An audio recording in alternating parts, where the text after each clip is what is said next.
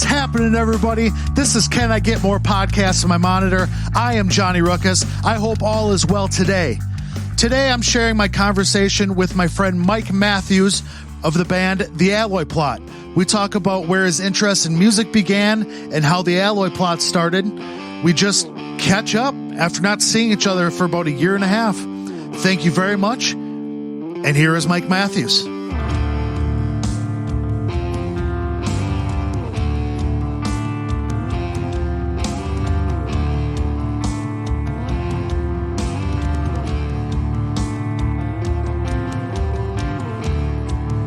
All right, we got Mike Matthews. Hi, Mike. Hi, John. And you're in the studio. Been a while. Yeah, it has. Yeah, yeah. And I've had Zooms the last, whatever. But I get it, And plus, people live far away. Oh yeah. So it's like I'm not gonna ask some people to come up. Drive an hour. Yeah, hour and a half to get here, and it's like, oh yeah, here's my little podunk. I'm in a bedroom.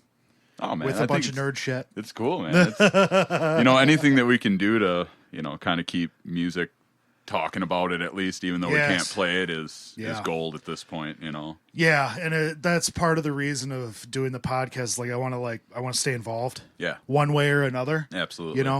So like talk to people or just do music shit. I'm not playing in a band right now. I mean, nobody really is, but I don't have a band right now. So it's like, I just want to stay involved. Yeah. I got a list of people to talk to that I want to talk to. You were on it, of course. Oh, awesome. Near the bottom, but I was on it. There was no numbering. It's just wherever. So you were near the bottom, but it was. I appreciate that. Yeah, I made the list. That's all. It wasn't a one through. It was just. No particular order. Yeah, I get you. But no, I wanted to talk to you. Oh yeah, it's been a while, man. We haven't seen each other in shit. Yeah, a year and a half. Last time out in Brandon, probably at a show out there. You know what? I don't even think I got to make it to those. I think it was at the back bar. Yeah, when we did Josh's thing there. Yeah. Jeez, that was so long ago. I know. I was looking at videos this morning, and I saw there's a We Rock video that they posted of y'all, and I was like. Oh yeah, that's that. Yeah, I missed it. Yeah. Oh geez, it's been so fucking long, and I'm itching to play. Yeah. Out. Period. Yep. I need a fucking band. We're working on shit.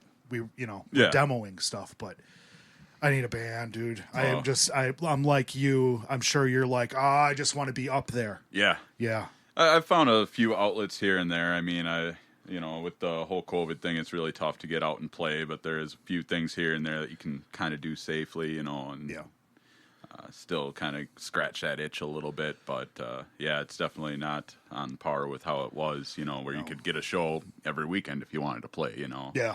So, now it's paying attention to everything and being safe and smart. Yeah. Have you guys, y'all been doing anything like getting it together at all, or are you guys just kind of out doing your own thing at the moment? Yeah, we're all kind of doing our own thing at the moment. I mean, everything's kind of on hiatus, and I mean, even booking shows. I mean, it's great to practice and jam with your buddies and stuff like that. But I mean, if you're not able to do some shows at this point, it's like a little tough to get the motivation to get out there and practice and stuff like that. But I mean, everyone's got a lot of stuff going on in their lives. I know Nate's out there. He's got his property out there that he's looking at building a house on. And Jim, probably the hardest working dude I know, is just busting his ass at the shop up there. So I know Fish, Joey work hard. They got their life going on and stuff like that. Yeah. So, and again, just everyone taking the precautions you got to take at this point. So yeah, I hear you. It's if you don't have. Well, plus you guys have been going at it for like, when did the band start? Like what, 2012, earlier than that?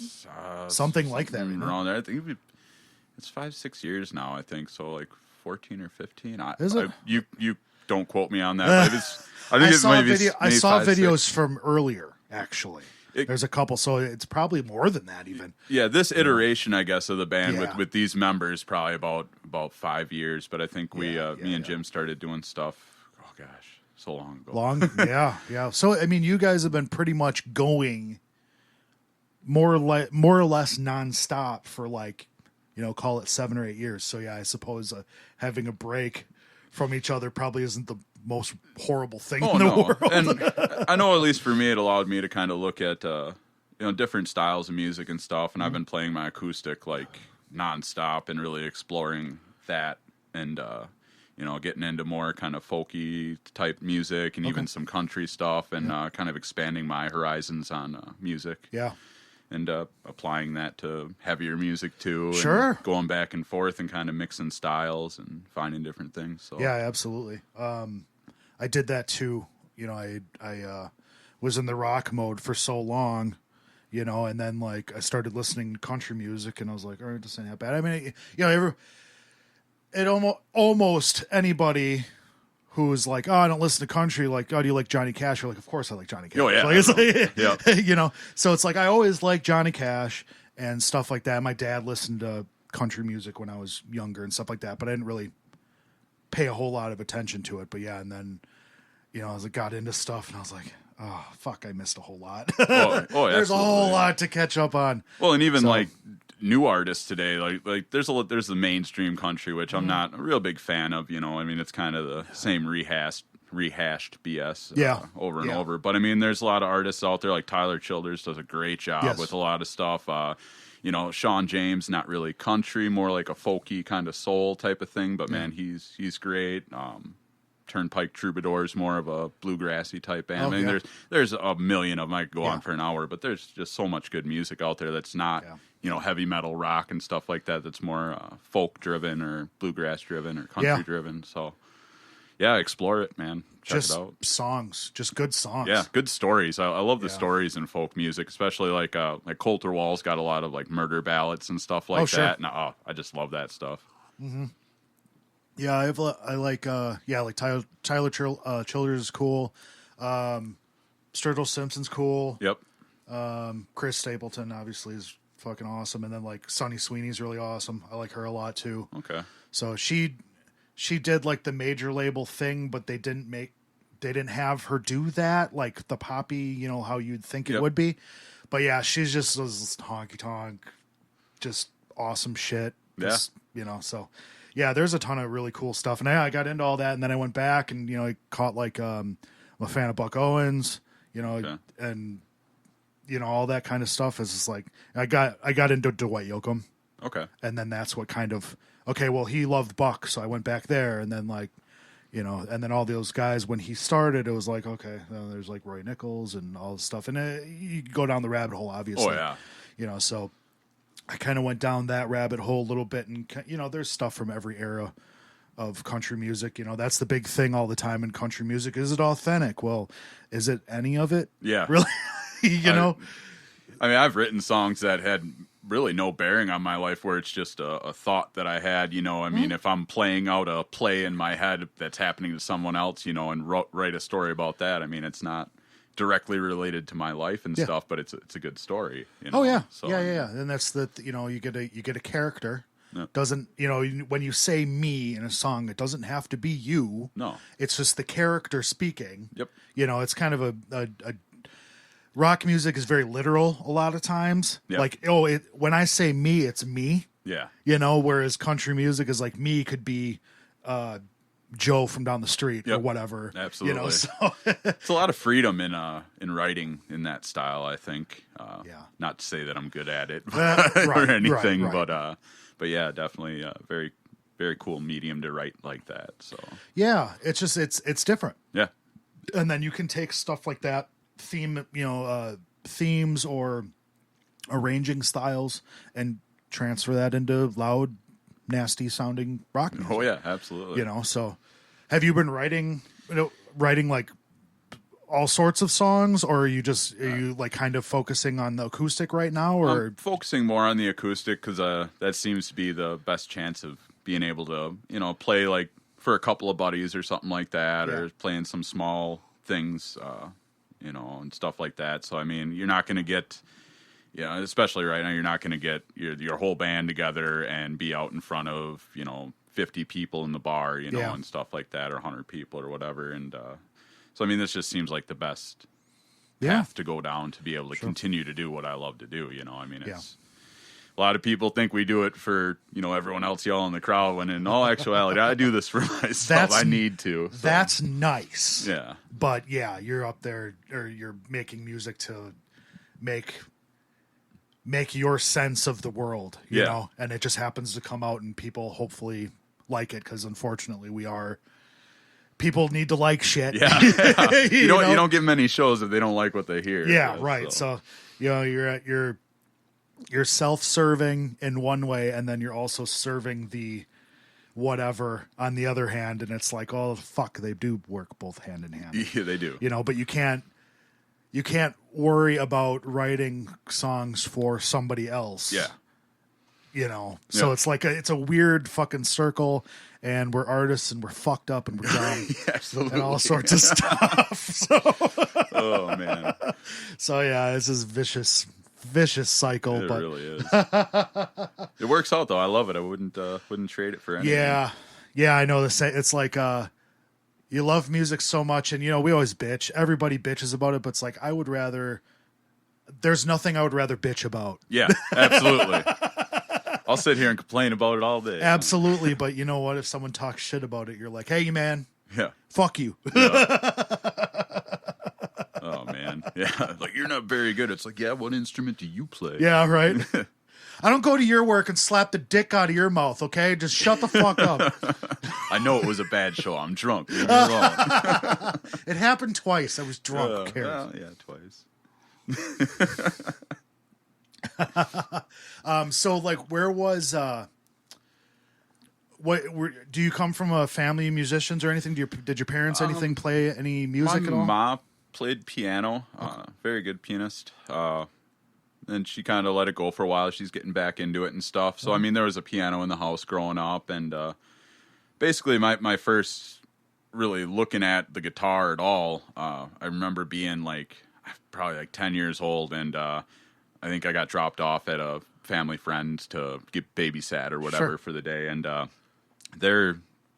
forget even if it was a son or a daughter, but their child had a little learner guitar, and I didn't know the kid or anything like that, so we didn't really play, and I'm like, oh, can I play your guitar? I thought it was neat, and I sat on the porch, and I played it, and I got a big old blister on my thumb and stuff, and then it was great. I had a great time, and then it kind of fell by the wayside for a number of years. And then the next time I kind of ran into the guitar was in middle school. We had to learn a song on guitar for music class. Mm-hmm. And, at that point in time, you're just trying to be the cool kid in school and fit in and everything like that. I'm like, guitar's dumb. I hate it, and just kind of made a joke and a mockery of the whole thing at the time in school. But then as went through school, and then high school came around and stuff, and I got my first job. I was making tacos at Mexicana Express in Fond du Lac, and a guy that I worked with there, Tyler Como, played Shout guitar. Out. Yeah, and he's a great dude. I think he's still in a band in Madison. Last I heard, the Projection People. I haven't talked to him honestly probably 15, 20 years now. Okay. But he had a guitar for sale, and I was like, that seems really cool. So I went out and I bought it with the first paycheck from that job. And my buddy Tony Brown, who actually ended up being the drummer for a blues band I was in, Alchemy, for a number of years, sold me a little amp. And my dad told me too when I bought, or before I bought it, when I had my job, he goes, "Don't waste your money on your first paycheck." And I was like, okay. And then I spent my entire first paycheck on this, and I was afraid of what he'd say, so I hid it in my closet, and I'd only play it when he wasn't home and stuff like that. And then he's like, "Well, what'd you do with your first check?" And I was like, well, I bought this guitar. And it turned out he wasn't mad. He was actually really happy for me that I grabbed onto something. And I mean, the rest is history. I just got addicted to it and cool. Started playing. What was there like a artist or something like that you were like, you heard and then it was like, oh, I want to do that? Yeah. Was there what? Well, I was at a buddy's house, and a friend of mine had a seafoam green Jagmaster. So like the Kurt Cobain guitar, and at the time, going through early part of high school and stuff, and late 90s, I'm just stupid into like Smashing Pumpkins and Nirvana and all the grunge scene and stuff. And I seen him playing that. I'm like, that's the Kurt Cobain guitar, And then he busts out Teen Spirit and just hanging out with a bunch of buddies and stuff through the amp. And I'm just like, it just hit me. And I'm like, that's what I got to do. And that's leads into the whole buying that first Sure. guitar, and just seeing that and be like, I want to do that, Sure. Okay, so you're a fan of that music. I've talked about that ad nauseum. Oh, yeah. To the nobody who listens, but yeah, that was my thing too. That was the first music that I listened. I went through it, but my sisters, they listened to like the hair metal, and then like my other sister listened to Prince and U2 and shit, like Cars and all that kind of stuff like that. Yep. But then like Nirvana, when I heard Nirvana and that, I was like, oh, that was like that was mine. Yeah. That was my thing. They were like, whatever, and I get it. They were 10 and 11 years older than me. Yep. But that was the first thing that was like, oh, there we go. That's mine. And then, it spoke to me. Exactly. It really so, did. No, that's cool that you, I guess maybe didn't think of it like this, but it sounds like when you're hanging out with your buddy and all of a sudden you just start playing a Nirvana song, you're like, not only do I know that song, the guy who's just sitting here, my buddy is playing it. Yeah, I can do that. Yep. That's awesome. Hey, if you can see it, you can be it. Yeah, right. That's just how it is. Yeah. So. Okay, so that was in high school, middle school, school. That was high school. Yeah. I was thinking probably about, I don't know, maybe 10th grade. Okay. Right in there. Yeah. So how long did it take before you started your first band?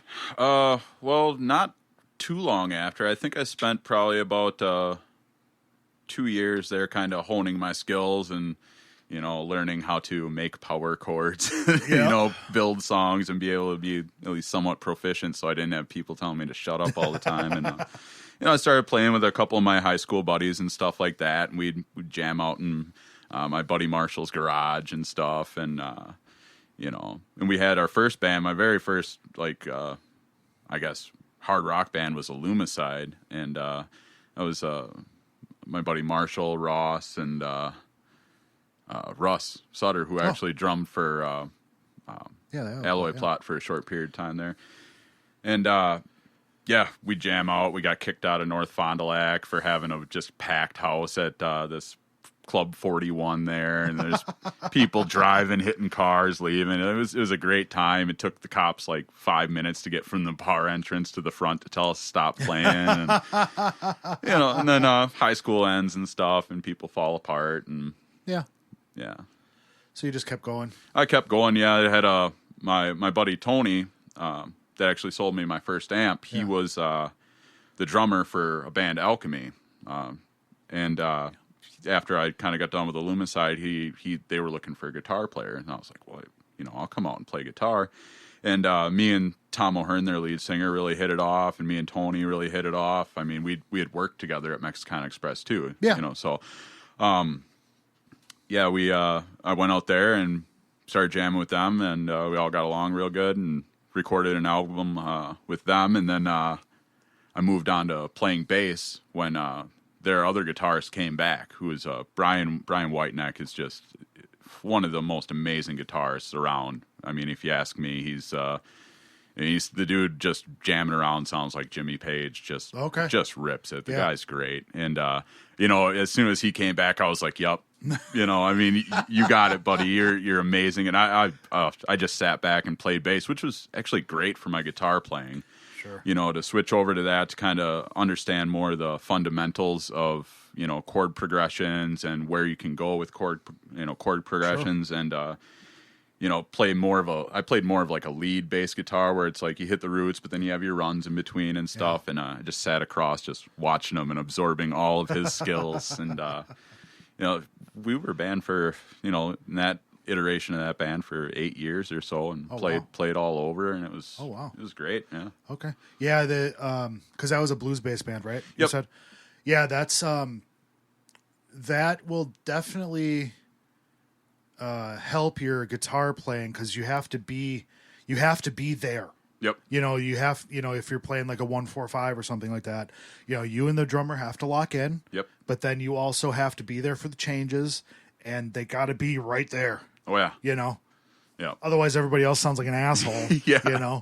So it's like, it definitely helps your rhythm guitar playing. I talked about this when I had Corey and Eric from 215. Okay. And Corey did the same thing. He played bass in a blues band. Yep.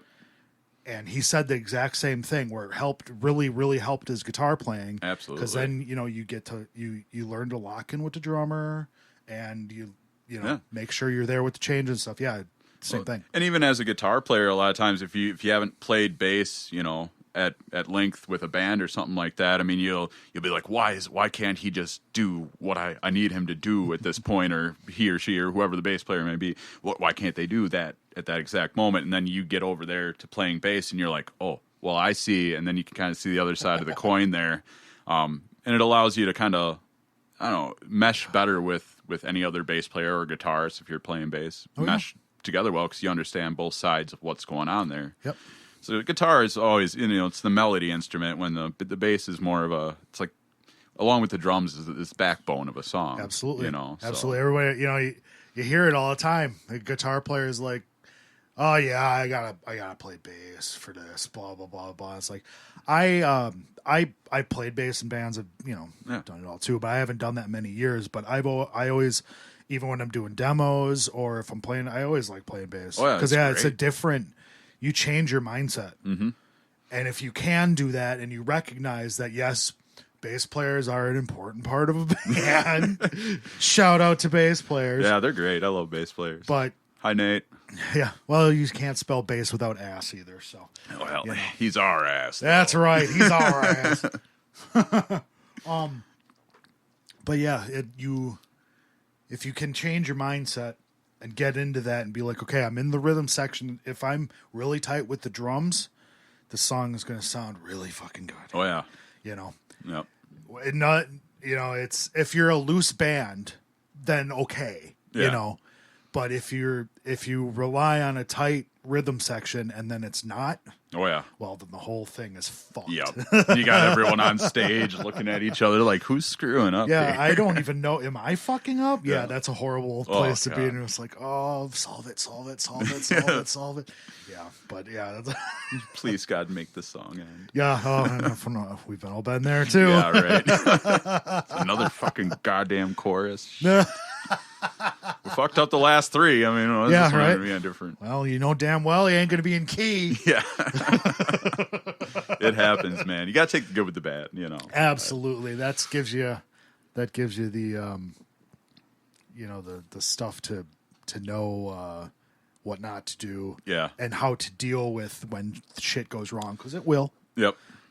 So it all is with experience and all that stuff. So I've been pretty lucky with the people that I've played with, where they've been able to, whenever we're playing a show and something goes awry, everyone's always been talented enough of musicians to be able to, okay, how do we line this back up by the next beat or the next measure here? And typically a screw up doesn't go longer than a couple of beats. Everyone kind of gets back in sync. So. Sure, you just kind of look at each other a little bit and go, smile. And I heard that, and then it's like, yeah, you heard that, so did I.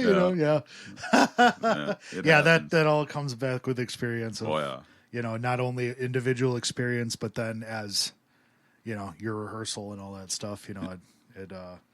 It makes all that kind of stuff easier if it has to be. So for sure. How did you get, well, you said you and Jim started this Alloy Plot thing. I guess you guys are the longest members or whatever. Yep. How did you guys? Well, it's me and Russ, the drummer, originally for Alloy Plot. I mean, we were buddies and stuff like that. And he had been friends with Jim, and they started running sound at, I believe it was Shooters at the time in Fond du Lac. Okay. And then they moved out of there and started doing sound at Stealing Second, and that's when I kind of hooked up with Jim, and I was like, he's got all this cool gear and all these, all the stuff that I want, it's and want to do. I loved running sound. I loved the, messing with all the knobs and dials and learning how everything works and stuff like that. And I love music, and I thought it was a really great way to get into both sides of it, the production of it and what it takes to make a show go well. Yeah. And also then be able to do the music aspect of it, where we're playing and performing. But basically how the band came about is like, Jim's like, well, I play guitar. And I was like, well, I play guitar too. And then, in the process of running and booking shows and stuff, you have bands cancel and drop off last minute in some cases. And it's like, well, now we have an hour of the night that we promised this bar we were going to fill. What are we going to do?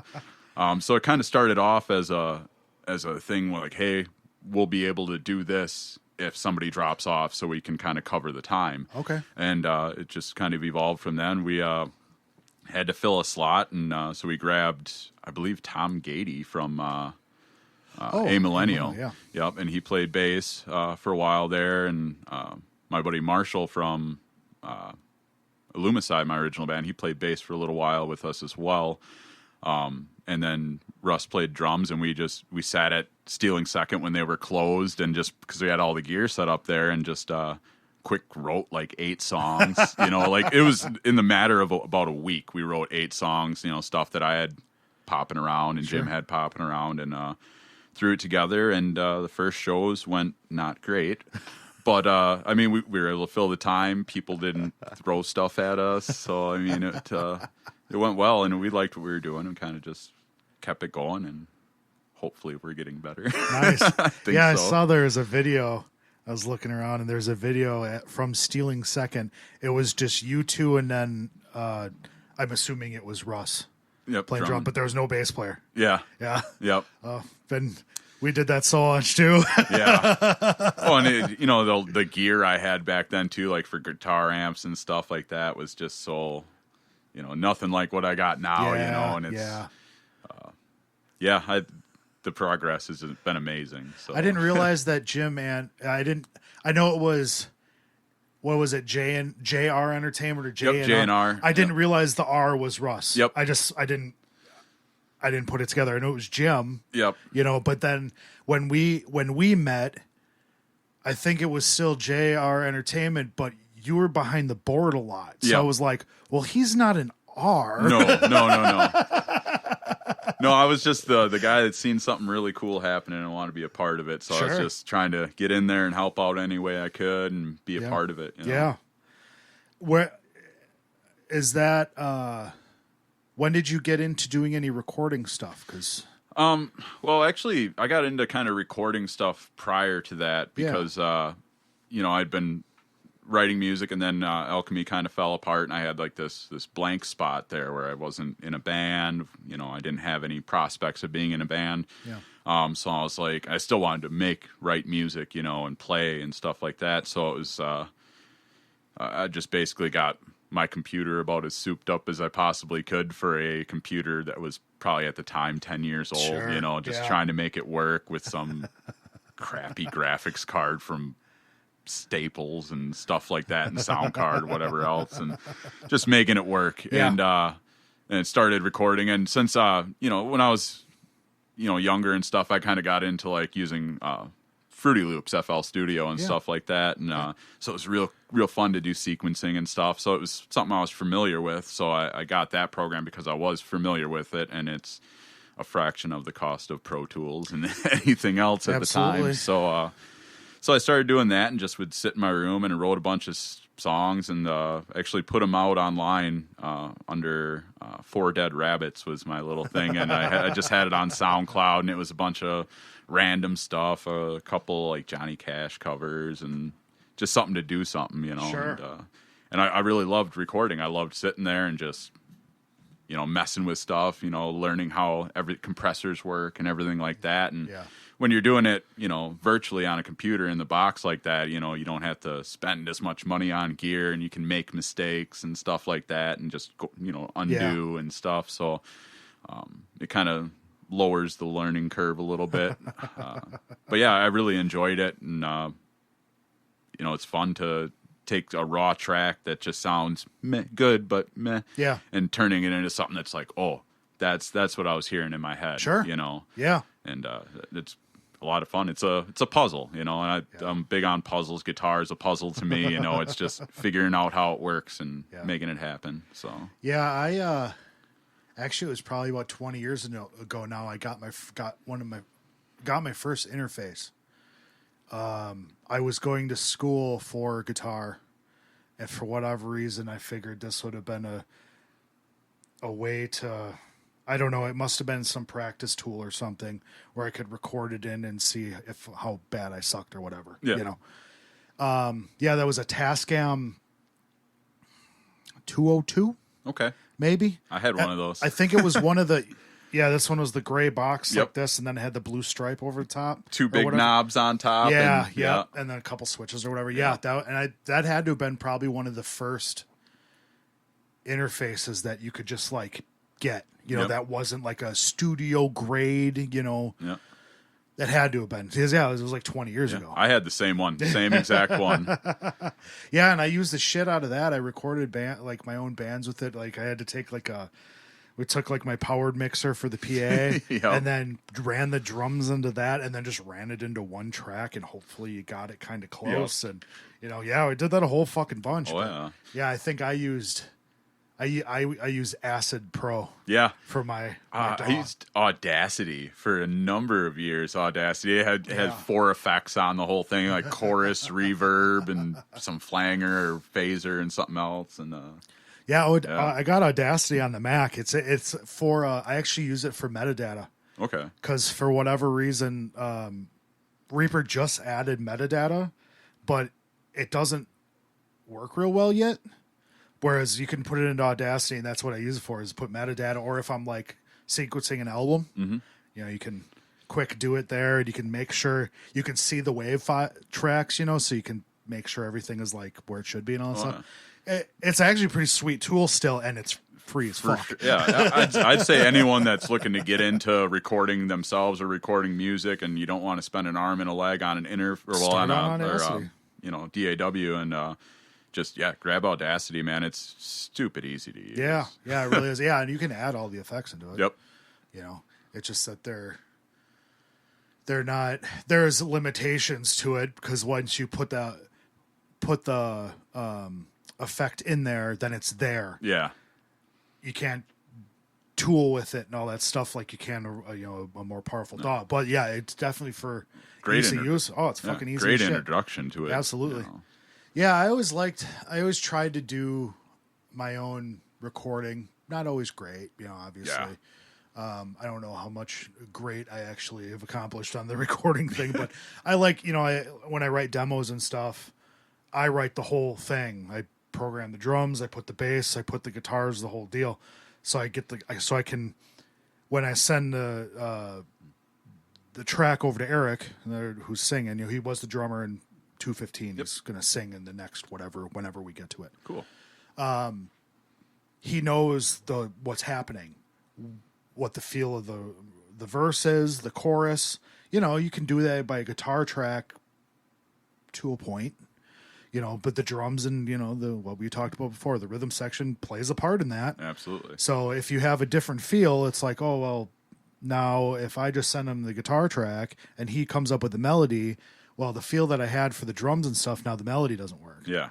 So it's like, well, it would be nice to know that. So that's why I'm a psycho and I put it all together. Yeah. So like there's very rarely where I'm like, oh yeah, I got a riff. Well, I have a riff and then now I have a song. Like that's just programming drums and stuff. I don't have the patience, man. I haven't messed with it too much, but I wish I did. It's I use a plugin that's got a bunch of grooves, so I can get like an approximate, and then if there's other things, then you can go in MIDI and punch them in. Yeah. But yeah, it's just you have if you set the tempo 4/4, whatever it may be. This is the feel I have 16th, 16th on hi-hat, whatever, and then you can move stuff around. Okay. To kind of that I use there's a bass where I start with, and then if I need to, I can shuffle stuff around. Yeah. So that makes it easier. Yeah. I'm not taking a blank, thing and doing it. Yeah, for sure. I was just thinking, I was like getting into messing around trying to make a drum beat because I have a song in my head and I kind of want something behind it, and I'm just like, I give up. I get impatient. I'm just like, I'll just buy some drums and some microphones and I'll learn how to play drums, and that'll long run probably be better.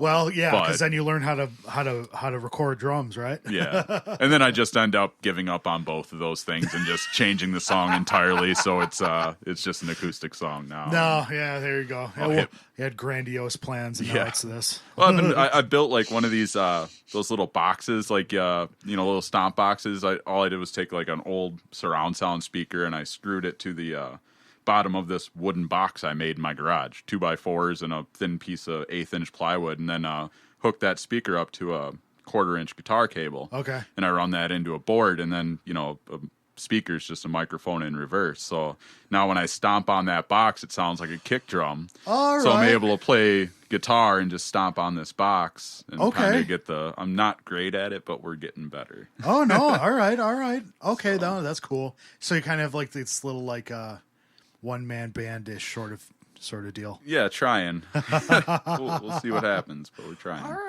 That's not too bad. That's not too bad. You see that with either someone gets a bass drum or they'll use like one of those cajones. Yep. Or something. Same idea. But yeah, you got to have your little twist on it. Why the hell not, right? A little rhythm. Working on keeping beat good while you're doing two other things, but yeah, it's a whole body motion. So.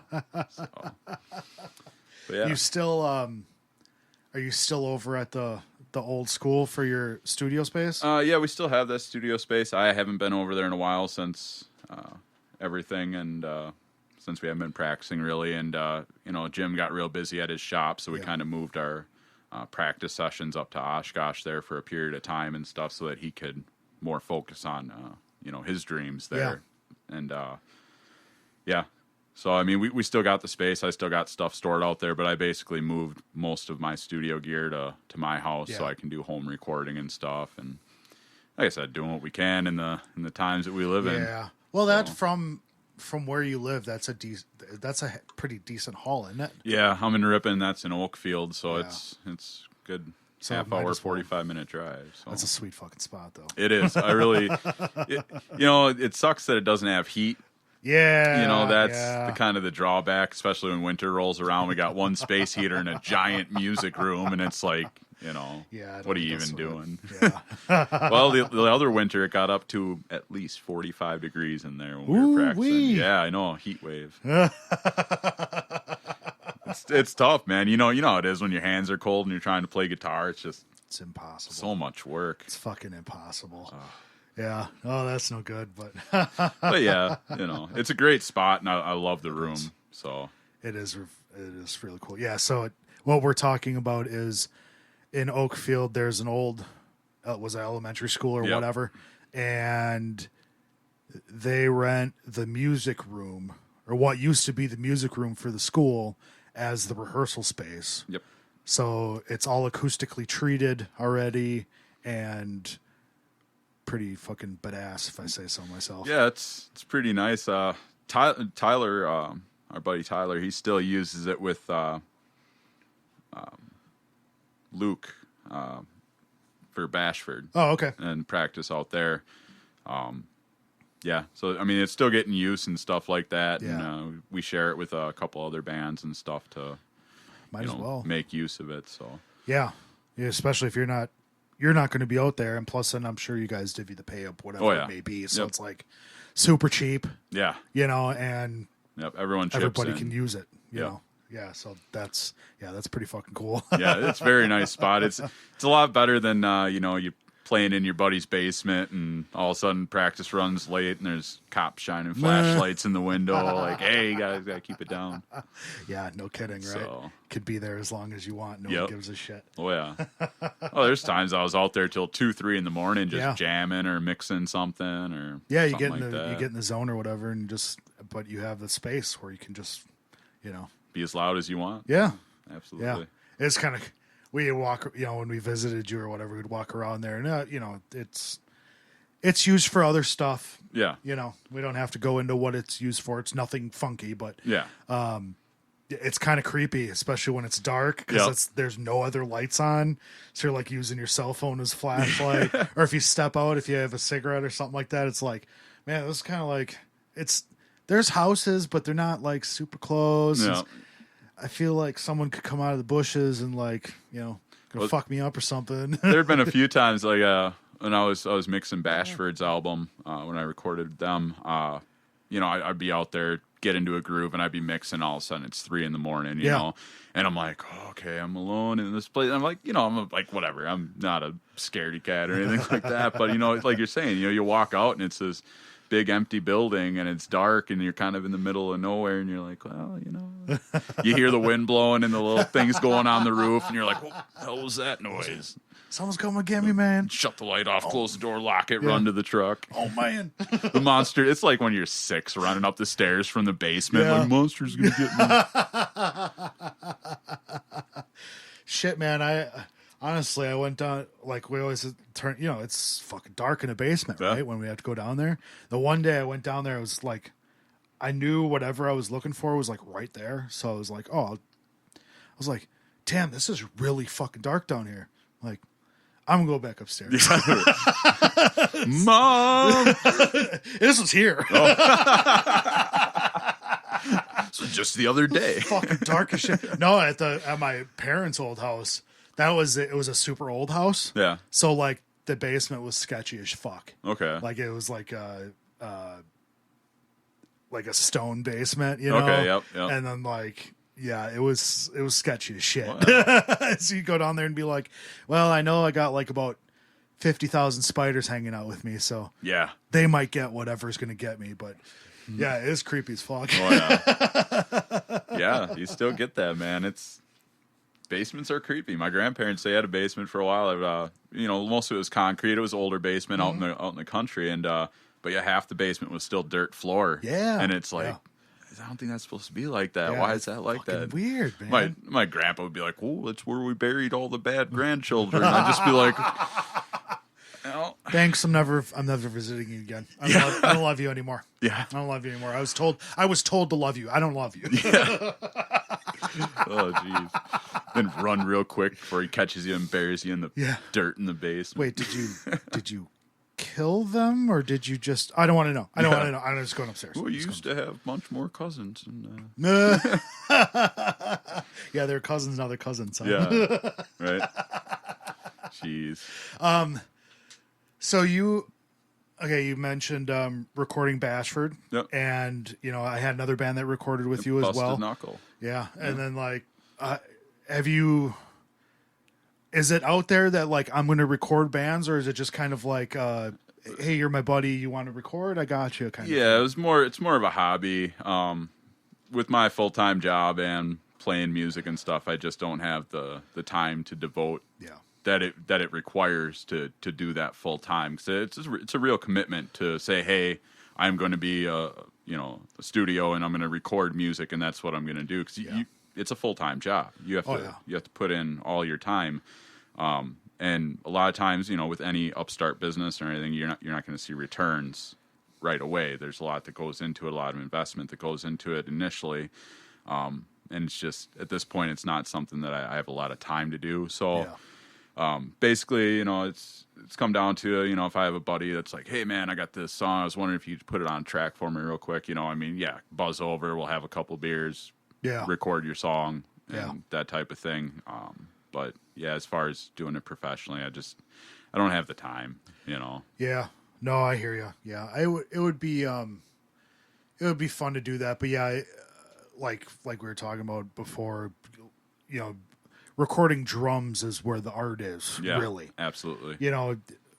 I've said this to anybody who I've talked to about recording. It's like you can record guitar kind of anywhere. Yeah. You can record vocals kind of anywhere. Mm-hmm. But drums, it's like you can't record those anywhere. No. We've tried. Yeah. It doesn't always work. If you record them in a small room, it's going to sound like you recorded them in a small room. It does. There's no getting around it. No. There's no reverb that you can put on this thing. That's going to make that go away. Yeah.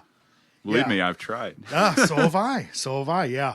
So it's, having a room where you can, record drums is definitely and then tuning the drums, because they're a pain in the ass to tune. Oh, yeah. And get them how they're supposed to sound. And then, doing the drums is like definitely the most difficult part. Yeah. And it's also most of the time the least practiced part. Yeah. Because if you're not a drummer, how do you know? Yeah. No. You can, a lot of times, like a professional studio or whatever will have a kit, because obviously they know what it sounds like. Yep. They know how to mic it. They know how it's tuned. But whenever I can make a bigger space for doing this stuff, I'm going to get a kit. But yeah, it's going to be like I'm probably going to be sitting there for hours, tuning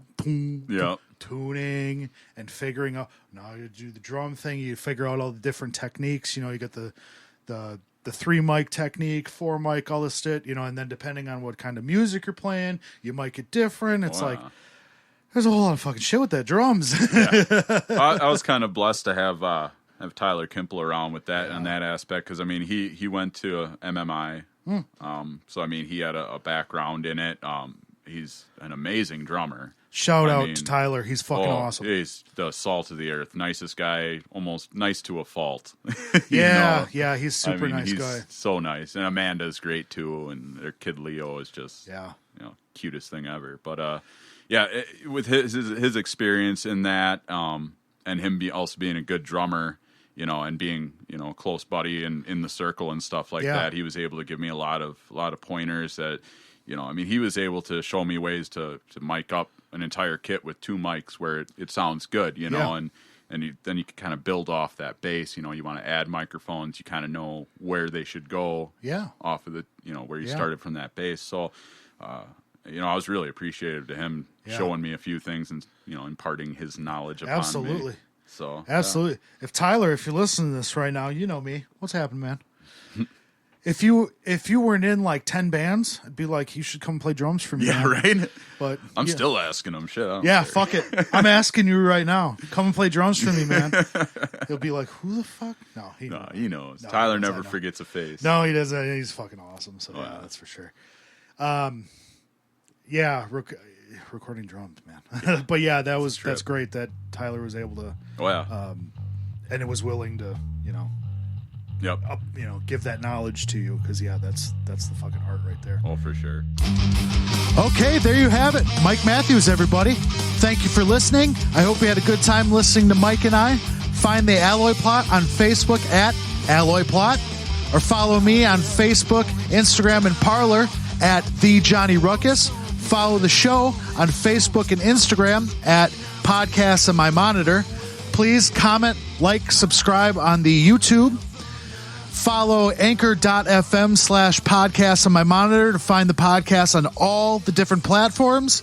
Go buy a t-shirt at teespring.com/stores/The Johnny Ruck Tees. Again, thanks everybody. Be better today than you were yesterday. Bye now.